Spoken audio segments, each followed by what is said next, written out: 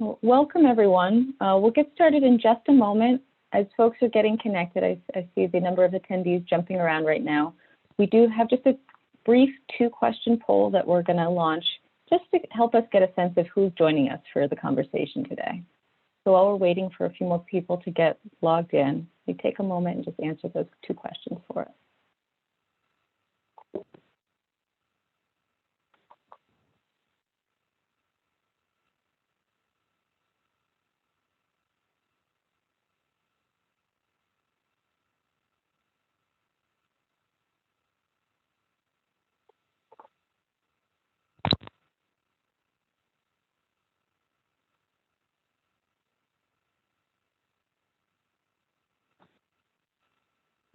We'll give it 1 more minute.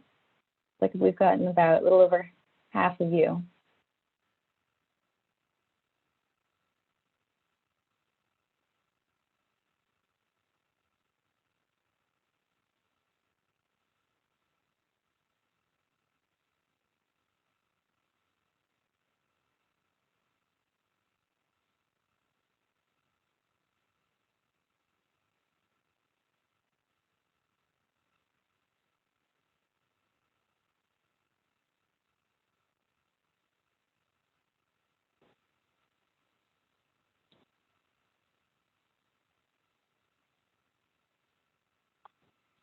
All right, 10 seconds and then we'll call it.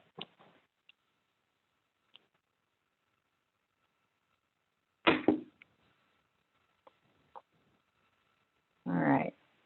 Thank you, everyone. That's helpful just for CORES and also for the presenters on today's panel, just to give us a sense of who's in the room with us. Looks like we've got folks working in organizations that have a variety of different sizes, scale of their portfolio. We have quite a few of you that are working in resident services. That's most of you either at the director or management level, about a third, almost 60% frontline resident services staff, and we have just a few people who are either in property management or data analytics. So thank you, and thank you all for joining us today. So welcome. I want to first say good afternoon and welcome to today's webinar, which is focusing on the development and management of partnerships to support resident outcomes. Thank you for joining us. I'm Alexandra Nassau-Brownstone. I'm the Vice President of Resident Outcomes and CORES for Stewards of Affordable Housing for the Future, otherwise known as SAFE. We're really pleased to have representatives from 3 different CORES certified practitioner organizations today: Enterprise Community Development, Better Housing Coalition, and St. Mary's Development Corporation. I'm going to take just a moment for some brief housekeeping. Due to the number that we expect to be on today's call, I think we have all of the lines muted. If you have a question, please feel free to share both comments and questions in the chat. My colleague, Sarah Attore, is going to be keeping an eye on the chat box, and as we see questions come through, we'll do our best to address questions as they arise if there's an opportunity to do so. But we also have some time set aside at the end for Q&A, and really encourage you to use that time to both do some peer sharing and questions if you have questions about what was presented today. All right. So without further ado, let's get going. So for those of you who are not familiar or a little bit less familiar with CORES, or perhaps this is your first webinar, CORES, which stands for Certified Organization for Resident Engagement and Services, launched in 2018. And it's a certification that recognizes owners and third-party providers that have developed a robust commitment, capacity, and competency in providing resident services coordination in affordable housing homes. In addition to the certification, CORES seeks to support the field and practitioners through peer exchange, looking to high-capacity practitioners to share their experience, their best practices, their resources, in an effort to really support organizations across the field to continue to build robust systems of service coordination. We do this through webinars like this, the one we're doing today. We also have a resource library and COVID-19 resource page. We'll share links to that later. Most of you probably are learned about the webinar through our newsletter. If you haven't signed up, we encourage you. That's our primary source of communication where we share resources and upcoming events. So today's session, as I mentioned, is focused on establishing and maintaining partnerships to support resident outcomes. While frontline resident services staff often provide direct programming and services for residents, we know that most practitioners, most properties around the country also rely on all kinds of external partners to bring additional resources and trainings, other kinds of supports and services directly to residents. And for many, partnerships have historically been developed in an ad hoc manner, leveraging the opportunities as they present themselves and without a system for really identifying and vetting and evaluating partners in a consistent way. Through the CORES application process, one of the things we get to see is where there are really unique models and interesting best practices. We also get to see where there are some of the pain points for a lot of organizations as they're coming through the process or seeking to do some capacity building. And we've seen that partnership development, in particular, the process of engaging with potential partners, of establishing those shared goals and objectives, the commitment to engaging residents in a partnership vetting process, and the evaluation process, how you understand the impact of those partnerships, is an area where many organizations are continuing to seek additional guidance or capacity building, learning from their peers in the field. So we're really pleased to be able to put together today's panel for you and to have each of them share what they're working on. So I want to briefly introduce, we have Amanda House-Harris, who is the Senior Director of Community Impact and Engagement at Enterprise Community Development. She's going to share a guide to partnership development that was produced a couple of years ago and really provide some of the context for that development of that guide, how their staff uses it, and some of the best practices that they've identified. Joyce Jackson is the Vice President of Community Social Work at Better Housing Coalition, and she's going to focus on Better Housing's model for engaging residents in the development and the vetting of their partners, really focusing on resident engagement, resident voice and agency, and partnership development. And we have Tim Beat, who's the president of St. Mary Development Corporation. He's going to be talking about a guide that was developed through a learning cohort at NeighborWorks America. It's a health partnership readiness guide, and thinking about how they've applied a social determinants of health framework and how they talk about and frame their work and how they engage differently with partners. So welcome to all three of you. Thrilled to have you. With that, I think I'm just going to pass it over virtually to Amanda to introduce yourself and get started. I will be driving the slides, so just tell me when you want me to advance. So welcome. Sure. Thank you, Alexandra. So good afternoon, everyone. Again, Amanda House-Harris with Enterprise Community Development. We are an arm under the broader enterprise umbrella that many of you may be familiar with, whose reach stretches nationwide. Next slide, Alexandra. So our organization is fairly new. We were formed in January 2020 through the combination of Enterprise Homes out of Baltimore, Maryland, and Community Preservation and Development Corporation, better known as CPDC, out of the DC metro area. Our organization, through its new combination, has over 110 apartment communities, and we have developed over 16,000 homes through our combined 60-year history. And our portfolio stretches from southeastern Pennsylvania all the way down through Virginia Beach, Virginia. So we definitely see ourselves as a mid-Atlantic organization. The resident services arm of our organization is referred to as the Community Impact Strategy Department. And that department or that division came through CPDC, who earned its CORES certification in June of 2019, which now applies and extends to enterprise community development. Next slide.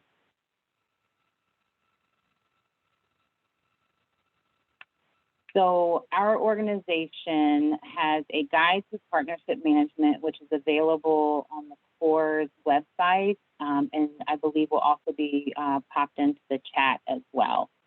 And this guide was created in 2017 while we were still under CPDC. So there will be a name change, but right now it still has that branding on the guide. It was created as our department was really confronting the fact that our on-the-ground staff roles in the community were really shifting from being very heavy on direct service, being provided directly by the staff, to more focus on the engagement of core partners to be able to leverage their skills and abilities to be able to provide higher quality programming, more consistent and standard programming, on the sites and across the portfolio. And so with the understanding that this was a shift for some staff who may have had small partners involved at the community, or a very light touch of partners, to really being driven to the majority of the efforts on the site actually coordinated and provided by partners, our team collectively worked together to produce this guide, which became, a guide for all staff, and even was incorporated into the onboarding process as new staff were brought on, to really understand how we view and value the work of our partners, and really hope to be able to leverage them more to be able to provide stronger programs and get higher impact in our communities through the work of our partners. The guide was really also recognizing that it is a very much a strategic shift, and one that we want to be very intentional about. And so it was by no means haphazard, and we wanted to make sure that it was as formal as possible, but also was connected to the areas that we deemed, of most importance for focus for our department, and making sure that the partners that we were approaching and considering really were in alignment with the direction of our department. And also were able to address the needs and interests of our residents.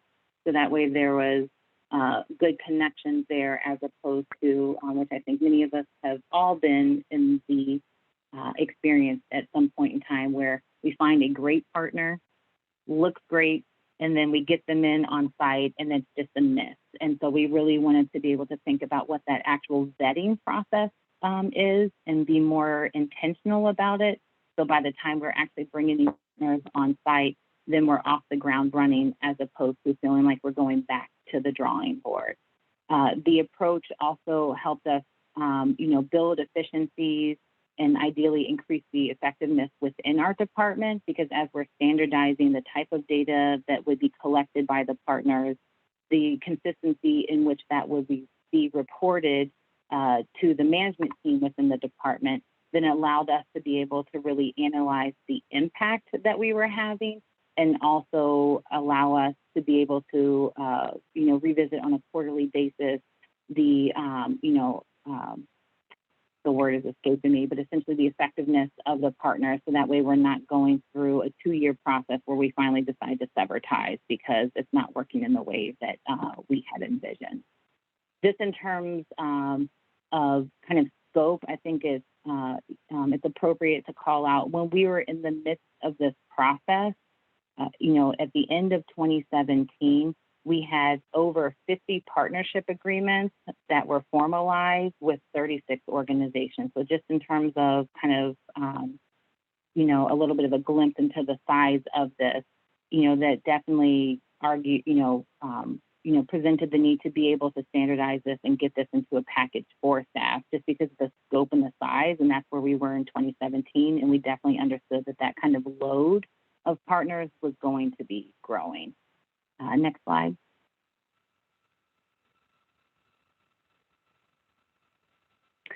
And so within the guide, as you all are more than welcome to check out, when you have the time there, it goes through the kind of argument for why we were pushing more partners, but also provided what we hope to be a manageable checklist for staff to be able to walk through. Because the reality is, you don't want to create something that then kind of sits on a desk because it becomes too overwhelming for our staff and isn't necessarily feasible given the work that they are tasked with on a daily basis. And so we focused on 5 areas to be able to drive their work and center their efforts on partnership management and recruitment. The first step is know your community. And our staff are very well versed in, the assets around the surrounding community, the needs of residents, but we wanted to make sure that we were explicit about what this meant and making sure that we weren't just thinking it through the lens that we knew of the community and were considering the kind of full picture. And so we wanted to make sure, as a part of the process, that residents were at the table, especially as we're looking at new partners coming in, that we're speaking with other stakeholders in the community that may have a vested interest in the programming or efforts that are being brought to the community. And then we're also considering surveys or any other kind of points of collection that have, that are most relevant to make sure that we're being most responsive to residents, as opposed to just kind of surveying them again for that survey to sit on a shelf and then we're not being responsive to it. And so that demonstration helps the staff then think of what are the most appropriate programs and efforts to bring to the community, and then by extension, what type of partners should we be seeking through this process. After that, then the next step is actually identifying the types of organizations that may be most appropriate for whatever effort we're looking to deploy. And this really encourages our staff and pushes them to make sure that they are networking in the broader community and really putting themselves out there and not, just kind of getting stuck into the day-to-day with who they typically have face time with, but really thinking about more strategically what other opportunities are out there that are just around the corner, and we just really haven't put ourselves out there yet. And so that really allowed us to be able to stretch and grow the types of partnerships that we were recruiting and being able to secure with just that additional effort and some steps in there to help remind staff of what that process could look like. And as I speak about staff, I do want to call out that this is both the staff at the sites or at the in the communities, but also their senior managers at the time as well. And so making sure that, we're just not kind of leaving them off on their lonesome. This is with support and collaboration, both with their supervisor as long as with their peers, to make sure that we're, we're intentional about this and that we're also in communication to make sure that, 2 or 3 properties aren't essentially attacked, seeking the same partnership at the same time, and then we're looking disjointed as an organization. So I do want to kind of put that little asterisk out there. Once we've identified an organization that looks like an appropriate fit, then we have a vetting process that we go through. And in the guide, you'll see that there are a number of kind of prompt questions to make sure that the staff are considering, the various elements of a partnership that should be called out and discussed in the beginning. And this is really encouraging open and honest conversations with the partner to be able to think about all the elements, that could come into play later, and we'd rather address them now. And this really gets down to, liability, insurance requirements, but also more broadly and more importantly, alignment with the goals of our organization and our department and the needs of the residents with that of the partner, to make sure that there's a good fit and we're approaching this, this program, this effort in a way that allows us both to find success as opposed to, we're kind of having so much mission creep that neither organization feels like they're really, hitting the mark through this process. And then after the vetting of the organization is complete and we have decided to pursue that partnership, then we move into the phase of documenting the relationship through written agreement. By and large, these are MOU agreements where we have an organization or a partner who has, ideally, we love the partners that come with their own funding and are looking to be able to kind of expand their reach. And so we would address those more through an MOU agreement. But we also have had instances where through grants, through other funding sources, we've been able to do a fee-for-service contract, and we obviously document those then through a more formal contract process as well. And with the MOU or as an attachment to the contract, it does spell out, and we're very intentional to make sure that we're clear about the expectations, for how the program will go, what the role would be of the organization, the partner organization, and the role for our department, but also what the reporting would look like, again, to make sure that we're understanding, the outcomes, the outputs of the partners' efforts in the community, and that gives us information in a timely manner to be able to make sure that we're adjusting if things aren't going as planned. And then that gets into more of the managing and monitoring of the partnership.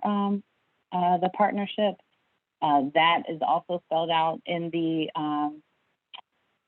guide, but really reminding staff and calling out all of the items that are key to make sure that this is a sustainable relationship and one that, again, is meeting the mark as best possible. We also, as a part of that managing and monitoring, continue to look for fundraising opportunities where we might be able to support the partners' efforts for raising additional funds, either for that program or other programs within its organization, as well as where we could leverage that program for efforts that we may be fundraising for as well. And then our organization, as it has gone through this merger, our department is also on the cusp of really starting more expansion into the broader portfolio, because again, we came from one half of the organization and now looking to spread our reach. And so as we are monitoring these partners, our focus has been where we could have our eye on expansion opportunities, because as much as possible, and I think, that's a key lesson that we've learned, is instead of spending so much time and effort trying to find multiple partners to be responsive to the needs of a particular property, where can we find those kind of gold star partners that have the capacity to be able to stretch over multiple properties, and then how we can invest the appropriate amount of time to help build that. So then, in a year or 2 years with our eye towards the future, we're managing, extremely successful partnerships across multiple properties, and therefore having some efficiency and scale there, as opposed to having to dedicate so much time on multiple properties, or multiple partners, per property. Last slide. And so moving forward, I do want to call out that there is version 2.0 on the way, and so soon it will be rebranded so you can see, really how it has grown and will be adjusted for the work that now has come over the past 4 years. And so there are a lot of lessons learned to capture as a part of this new version of the partnership guide. Some of which I've touched on, but also just to acknowledge that there has been, just a lot that has happened, I think, nationally, as well as within our organization, that's worth capturing in the guide. We are also, for those that are familiar with Social Solutions ETO, which we use as an organization, there's some reference for how staff capture partnerships in the guide. And we are shifting to Apricot this year. So that will be another shift to make sure that the guide remains relevant as our internal tools change. And then obviously, as a part of mergers, internal kind of language and templates change. And so those will also be available to be able to be shared as well, where they're helpful as well. And then again, just an eye on expansion as our department continues to grow. That way we're able to serve more communities and reach more residents.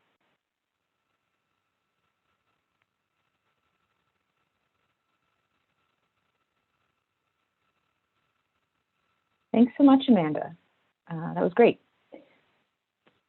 Folks, if you have questions, you can hold them to the end. Feel free to drop them into the chat, and Sarah and I will take a look at those. We're going to turn it over now to Joyce Jackson from Better Housing Coalition, who's going to talk a little bit about their partnership vetting process, and particularly how they have been working and partnering with their residents in their communities to bring them and collaborate with them in that process. So welcome, Joyce. Thank you, Alexandra. Hi, everybody. So Better Housing Coalition is a community development organization, and we're actually based in Richmond, Virginia. Our portfolio is a mixture of affordable multifamily properties and independent senior living communities. And about 60% of the portfolio are senior communities, so you know who I'm talking about as we go on. I'm going to give you several snapshots of where we were, where we are now, and what our goals are for the future in regard to resident engagement, resident voice, and agency, and how that fits in with partnership development. A lot of what we learned have been learned through mistakes we've made, which I am going to share with you. But I'm going to start with agency first, resident agency. If we can define that as having the ability to exert influence or power or be part of the decision-making process, then resident engagement and resident voice are steps in that process. If we say it another way, for agency to develop, residents usually have to have had a positive experience in becoming engaged with their community, saying what they believe, and then seeing the tangible results of their efforts.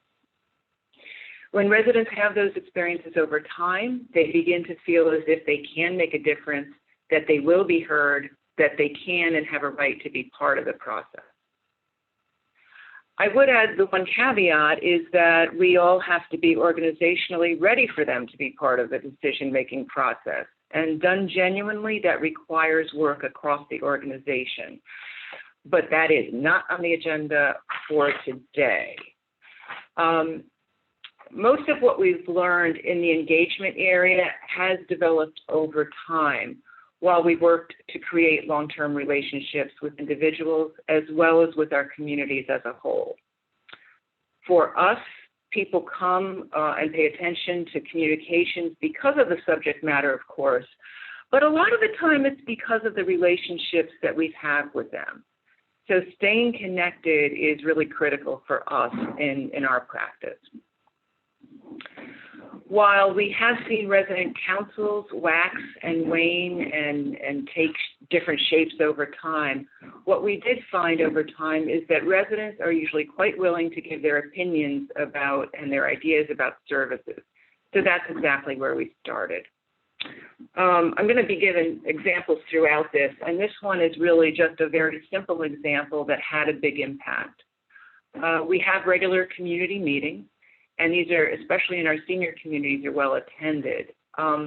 In one brilliant move, one of our staff decided to have the residents actually start the agenda for the community meeting about 3 weeks before the date was set.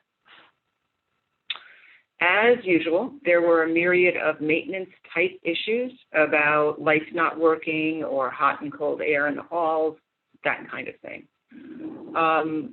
What we did was give a copy of the agenda to property management a good week or so before the meeting. And property management staff, the maintenance staff, really had many things fixed on the agenda right before the meeting.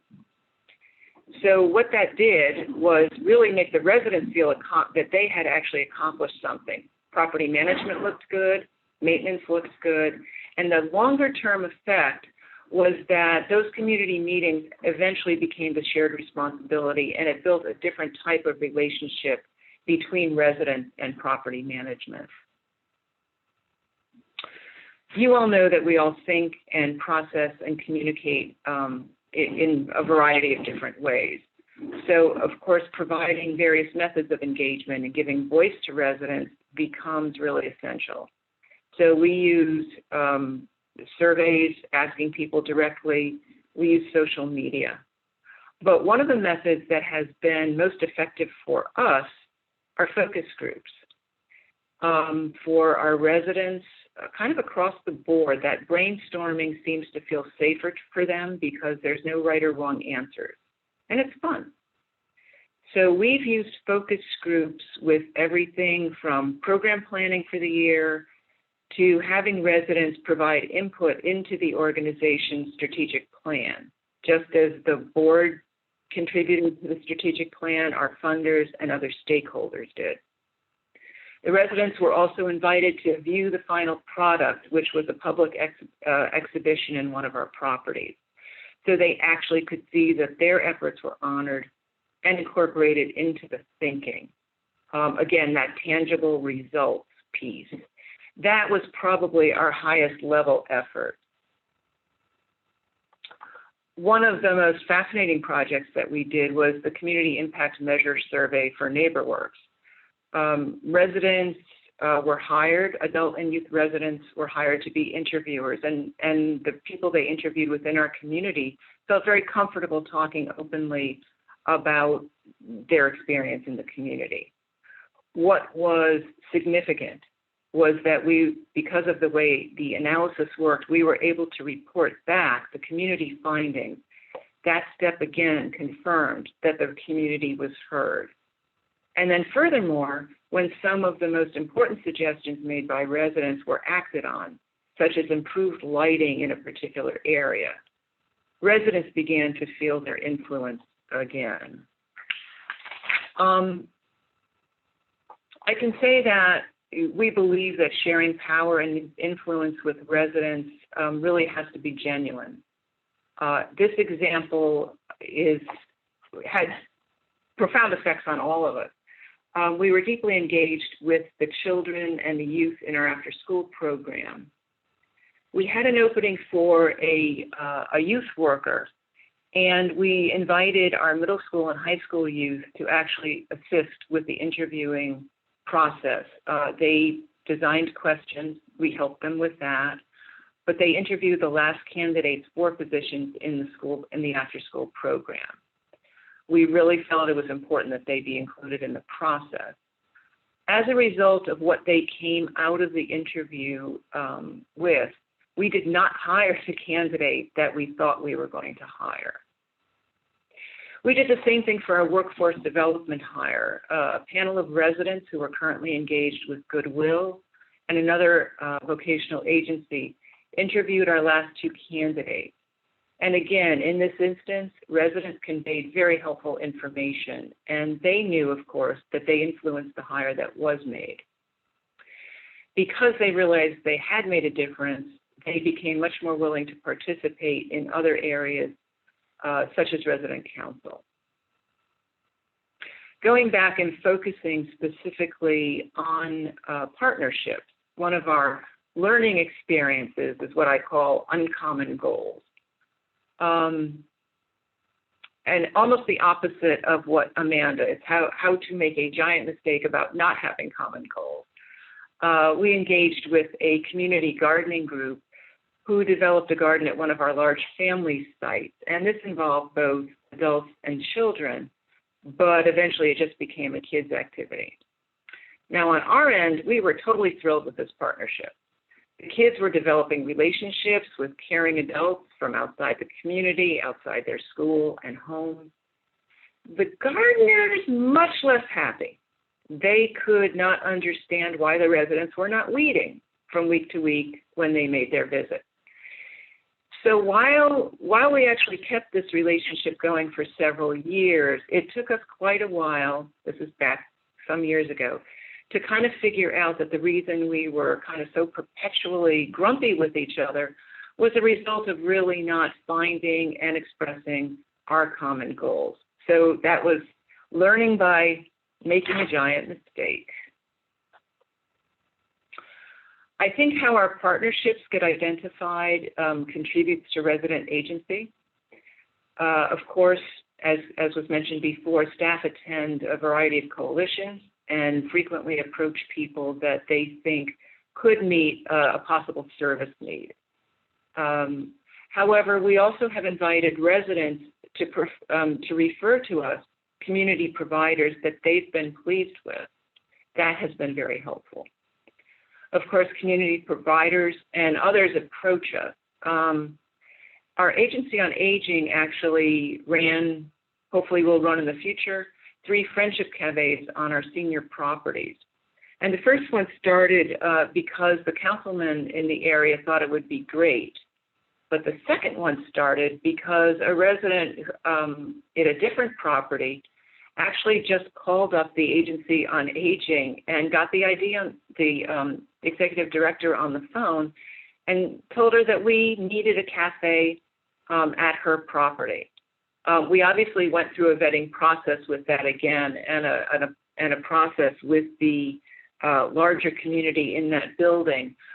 But that woman obviously had no problem using her influence to make something happen. When we do have a partnership that we are interested in and that we can see common goals, what we do is ask potential partners that we've spoken with and who meet an identified need to come and present to the resident group that's going to be affected. We turn the floor over to the potential partner to explain their services and answer the resident questions. because the residents know that they have influence, they feel comfortable asking some pretty tough questions, such as how potential services are going to be funded or how are they going to be paid for. That makes a difference to them because they want to know how long the service might be available. They are also, we have noticed, very cautious about potential partners who appear to be really hard selling their services. For us, one of the most important aspects of collaborating with residents on partnerships has actually been getting really good feedback on the quality of the services. While an example of that, we were very excited about a potential partnership that we actually did go ahead and initiate with an in-home behavioral health provider for our senior residents, doing one-on-ones with them. However, the residents were quick to come back and report no-show, no-call situations by that provider. Eventually, that partnership was discontinued because of that lack of consistency. So that's where we've been. Where we're at now is we're in the process of adding 2 residents to our program committee of our board, and hopefully that's going to happen in May. So that means that residents representing both the seniors and our multifamily communities will have some direct input and voice about programming at an entirely different level apart from the site level.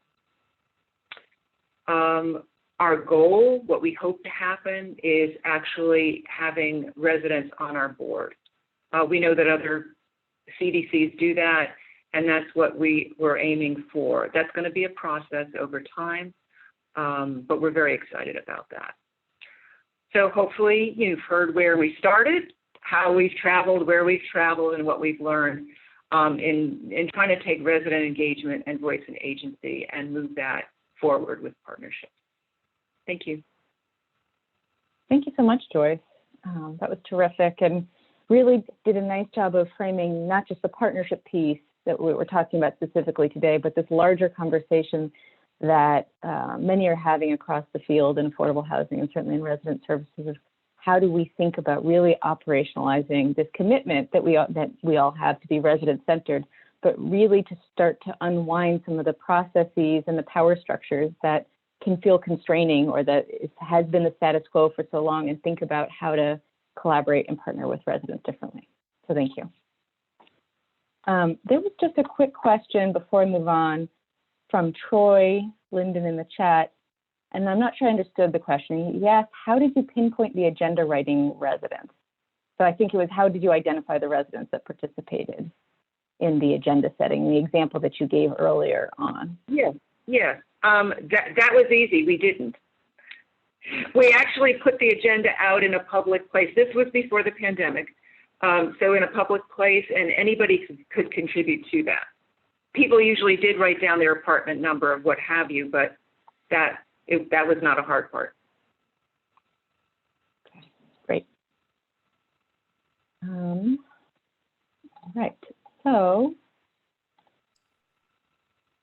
I'm going to go ahead and share my screen, and we are going to turn it over to Tim Beat from St. Mary Development Corporation. Just give me one moment to get to reshare here. And then Tim, you can take it away and tell me when you're ready to advance slides. Great, thank you. Welcome. So St. Mary Development Corporation is a faith-based organization. We're 32 years old. We are both an affordable housing developer with a specialty in senior housing, also with service coordination. We're primarily located in our target area, Southwest Ohio, but we've done projects in 10 different states. And I think much of what I will say, it's interesting to hear Amanda and Joyce, because what we're doing overlaps a lot with the things that they're doing. Next slide, please.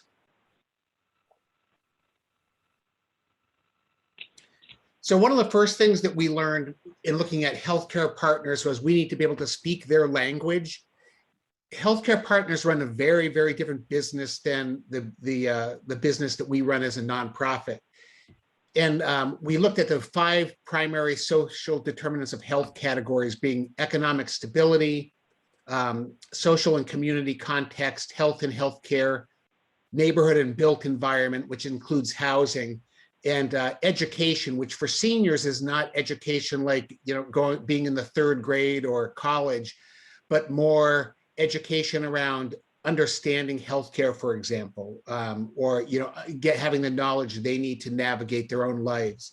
As you probably know, a person's zip code is a strong predictor of their life expectancy. For example, I live just outside of Dayton, Ohio, in a town called Beaver Creek, and the average life expectancy in Beaver Creek is 78.5 years.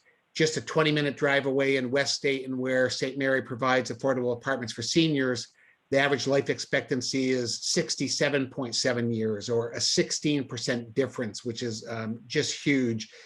And the reason is because of the areas that you see in the social determinants of health, and what is in those neighborhoods, what resources are there and what resources are not there. And so while affordable housing organizations have historically focused on that neighborhood and built environment domain, there's a growing shift to a more holistic view of housing, and housing as a platform and a foundation for the other social determinants of health, including physical and mental health. So one of the keys that we learned is you really need to learn to think like a healthcare organization, and you need a common language with partners to clearly communicate. And that's not likely the language that you speak within your organization now. You kind of need to translate that a little bit. Next slide, please. So what we did to effectively communicate with potential health partners is we began to recast what we did in a social determinants mold, because social determinants of health, especially for health payers, your health insurance companies, that was the language that they used. And one way to do that is to place your organization's existing programs and lines of business within a social determinants framework like you see here. It's just a template that we created. And what you're seeing there are all the things that we were already doing. And one of the things that we realized in talking to partners was housing is often the most difficult social determinant. People don't know how to access housing. They don't know how to create new housing. And we do that. So one of the things that we had to sell is, while some nonprofits and service providers deal with 1 or 2 social determinants, because we're housers, we cover all of them. And so we're very holistic, and that's something that is a huge advantage as you try to position yourself. So you can see here, for instance, economic stability, how do we impact that? Well, we enroll residents in Medicaid and Medicare. We're advocating for residents when it comes to benefits and bill payments, helping them budget, Social Security enrollment, veterans benefits, emergency rent assistance, utility assistance. All of those things have to do with economic stability. But we didn't call it that. It was just something that we did. And so putting them into those categories, as well as the fact that we create affordable housing, which in the Dayton area tends to be 20 to 50% less than market rate. So just the fact that we're creating affordable housing is providing that economic stability. And you can see the examples in the other columns there as well. Next slide, please. So as I mentioned, we quickly learned that healthcare partners have a very different language and different goals. One of the things about health payers especially, they're not as much healthcare companies as they are financial companies. They're very, very financially oriented. All their language has to do with return on the investment and the bottom line.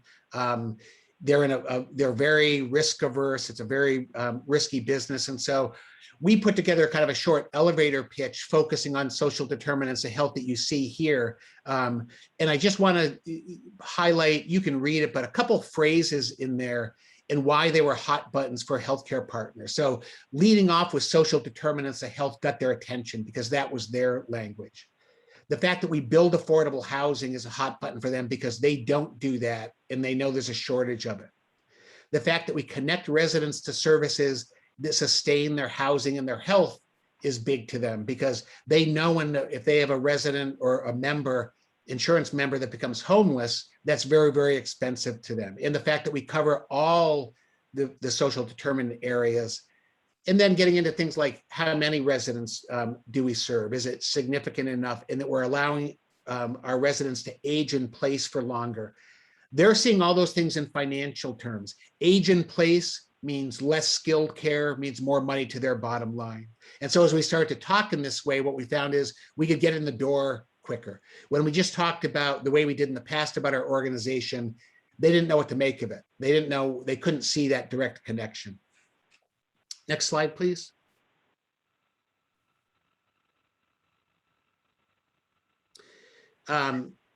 So as we consider different health partnerships, we made a distinction between programs and partnerships. And we see this is really a strategic difference. We see a program as a short-term activity that benefits clients or residents, but does not entail a significant commitment from either organization.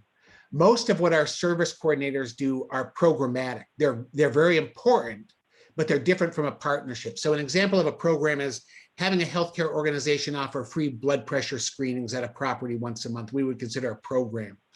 We see a partnership as a business arrangement in which the success of one partner is tied to the success of both. It's longer term. It tends to be complex and interdependent. There tends to be shared goals there. It's not something that you just do overnight. If you can start something very quickly or stop it very quickly, it's more likely a program. And you need both of those. But as we look, it's easier to evaluate a program because there's less risk with it. So a program can be included in a partnership, but a program does not make a partnership. Programs are often instituted and run without senior management involvement, while you'll find that most partnerships, there's senior management because there's more risk involved. And so as a starting point, we started to think about first, what health organizations have a good reputation in our area? Service coordinators always know that. Who's the best home health care agency out there? And then what institutions and organizations are located in close proximity to your apartment communities? Because that's a critical thing to, who's within that service area. And so working with NeighborWorks America, we created a health partnership readiness guide that will be shared in the notes. And it goes through 5 ways that we rate potential partners. And those ways are mission impact, social determinants of health impact, risk management, transparency and evaluation, and financial impact. So mission impact are things like, will the partnership have a significant measurable positive impact on our residents? Will the partnership promote systems level changes that will improve outcomes for residents in the long term? Does the partner have expertise that will strengthen our organization? Are they filling a gap that we can't provide? Is the mission of the partner compatible with our mission? And is the approach community driven? Is it based on what the actual resident needs are? The second one is social determinants of health impact. And that's simply, to what degree will the partnership improve one or more of those 5 social determinants of health? One of the things that we've seen in research is that quality of life measurements for seniors is highly correlated with social determinants of health. And if you can improve those 5 areas, residents will say their quality of life is better. So there's the 5 areas. The third area is risk management. This is one that sometimes is harder to get at, but how successful have other collaborative efforts been with the partner? How extensive is our experience working with them? Maybe we've worked on programs with them, but we want to bring it to a partnership level. How extensive is our experience working with the primary context at the partner organization? Does the partner organization have adequate staff and financial resources? Does the partner have a good reputation? Can we test a partnership through some programs potentially before doing something larger and more operational? And a key one, is there senior leadership support both at your organization and at the partner organization? The fourth area is transparency and evaluation. This includes things like, is the partner organization a good communicator? That is the downfall of many partnerships. If they're not a good communicator, it's not likely going to work. Will the partner share data with you? Does the partner have IT systems that can easily transfer data to your organization? Are there clear articulated goals for your organization and the partner organization? And also, what potential is there to evaluate the partnership? Do you have quantitative outcomes that you can say, this will be successful, but if this happens, it will consider it unsuccessful? And then the last area is financial impact. And that includes things like, is there a significant financial investment to start the partnership? With many programs, there's not. But are you going to have to put up money, or are they going to have to put up money to get the thing started? Will you need additional staff from either a service standpoint or on the back end, administrative, finance? Is there potential to be paid for the partnership? This is something we look very hard at. A lot of our healthcare partners are looking at their bottom lines, and we will say no if it doesn't fit our bottom line too. We're a business as much as they are, and it has to meet the financial goals of both organizations. And then the last key thing is there a significant cost to unwind the partnership? Meaning, if it doesn't work, how do you get out? You always have to look at what the exit strategy is for the partnership, because sometimes if you don't have that, you spend as much money getting into the partnership as you do to get out of it. Now, some of these questions can be very difficult to answer. There's not really, there are more things you could debate internally, but that's kind of the point, to get you to think about and discuss these areas so that people are sharing what their opinions are at all levels. And oftentimes in my experience, the service coordinators know best. They know who doesn't show up, who communicates the best. So we often go to our service coordinators for their input. So it's not really an exact science creating these partnerships, but we found that using this process really helps us to better evaluate potential healthcare partners. That's it. Great. Thank you so much, Tim. Thank you so much, all three of you, Amanda, Tim, and Joyce. I don't see any questions that have come through in the chat, but please, if you are, as you're absorbing all this great information, if you have questions, please feel free to share those. I'm going to go ahead and stop sharing my screen for a moment. We have a few minutes, so I have a couple of questions, and gives folks a few minutes to think and share questions or comments if they wish to. So all of you talked about the challenges of identifying the shared goals and indicators of success, but you also talked about the incredible value of that. So maybe we can just sort of go down the line and each share a reflection or two. How has, pick an example of a partner. How have you formalized that process with a partner? And what kind of data, how did you formalize both identifying the data points that were being shared and how it was being shared? And who was necessary to be a part of that conversation? I think that's one of the biggest challenges, is getting the right people to be part of that conversation, to make those commitments and to make that commitment real. So can I call on you, Amanda, to kick us off? Any thoughts on that? Sure, absolutely. So the who varies, I'll definitely say, depending on, I think, the size and scope of the relationship and how experienced, the site staff may be in working through some of these elements. So sometimes they're able to handle that, and sometimes it has to be elevated, just, again, depending on the type of partnership. We actually have been in the midst of updating our performance measures for the impact areas that we focus on. And so we just had a conversation with a core partner this past Friday, looking towards as an after-school program provider.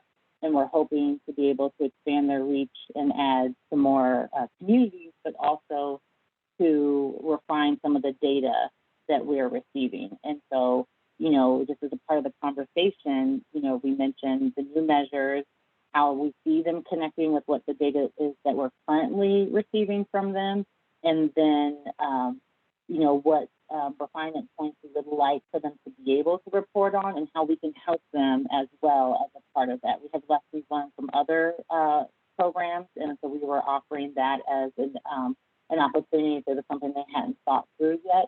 And they were very receptive, had ideas even on what steps they were taking forward. And so, you know, it was a fairly seamless conversation. Not all conversations go that way, but I think as long as you're as transparent as possible with where you're trying to move the needle and how you can do so together and what you're willing to do in terms of supporting the process, oftentimes partners are more than willing, you know, to adjust as they're able to as well, to be able to, in the end, kind of, you know, both kind of get to the next level. Joyce, what about you from your perspective, in particular, you know, as you're working with partners, and in particular around identifying how you are holding each other accountable and those indicators of success? Who's part of that conversation, and how are residents part of that conversation? Yeah, I think the partnership that came to mind is a university healthcare system that provides a clinic at one of our senior residences, and that it's been very easy. That partnership's been in place now for a good many years.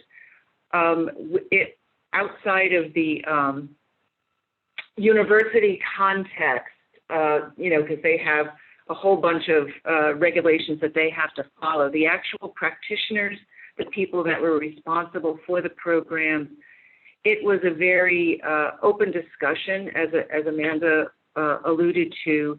We work by MOUs, and it's sitting down and taking the time to discuss what each of us wants to see happen. So for us, one of the big things that we hope to have happen is for the team to do outreach, especially to those residents that were not communicating with the resident services coordinators. So that was huge. And so that was one of the smaller elements that we tracked. So the first time that actually one of those people showed up at the clinic, you know, check that box, that was great. In terms of who's involved, we always make sure the people that are on the ground, the manager of that building who is basically really doing part of the work and is partly responsible to higher administration, that they're involved, as well as our asset management team, you know, when we get into the discussions about insurance and that sort of thing, and especially dealing with the university, you know, they have a lot of people that come to the table. So. Great. And Tim, you already talked a little bit about this, but especially because you are talking about some very high level, you know, sort of more robust strategic partnerships with systems and payers, where it can be really hard to get sort of the right people to sit at the table. Can you talk a little bit about who was important and how you drilled down a little bit more to get to those sort of specific, that alignment of those goals? Yeah, so I think, as Amanda and Joyce said, it all has to do with the type of program. And this is the general rule. The more things you exchange, the more complicated the agreement will be. If you're going to exchange data or money, it will get much more complicated. We have some partnerships where really we're providing space and we can see what's going on and measure it on our own, and they can. If you're sharing aggregate data, that's one thing. If you're going to share individual healthcare data and be paid for it, your lawyers will be involved. And so there's definitely nothing that's one size fits all. And a question came through about the exit strategies, and I would say the same thing for that. If you have something that's complicated and the lawyers are involved, there will be an exit strategy that says, hey, if we wind this up, who can make the decision on whether to get out? What time frame do you have to give? What are the payments? Especially if there was investment, do people get, you know, money back? So every one of them is a little bit different. The thing is just having the clear expectations. If you don't ask, and so I'll give you an example. For years and years, we had home healthcare agencies come into our building, and we didn't do any MOUs. We just said, this is great to have you in the building. And they would come in for 3 months.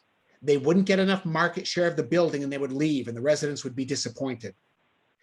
Well, why do that? So now when they want to come in, we say no. We say, let's talk about it. Are you committed to be here for 6 months? And they say no. And we say, then you're not coming in. There's no use. and raising expectations. But that was our fault. We didn't ask the right questions. And so just asking somebody or understanding their business model, when that home healthcare person, the lead comes in and is getting paid commission, you know, if they're not earning money, they're going to go to another building. So you have to understand your partner's business model so you can understand what makes it work for them. Oftentimes you can give them things that earn them money that don't cost you anything. So for health payers, for instance, they get paid on quality scores.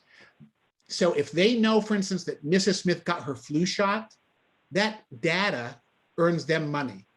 We already know that.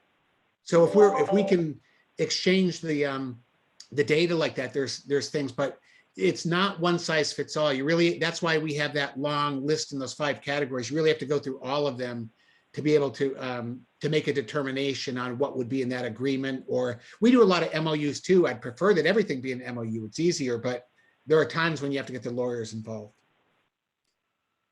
Thank you. So just at 4 o'clock, I'm just going to throw up a slide with the links to our resource center. I want to do a very quick lightning round across the 3 of you.